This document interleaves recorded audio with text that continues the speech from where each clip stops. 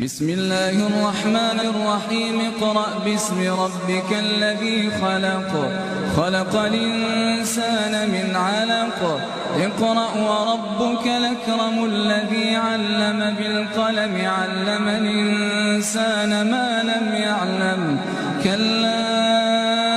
إن الإنسان ليطغى أن رآه استغنى إن إلى ربك الرجعى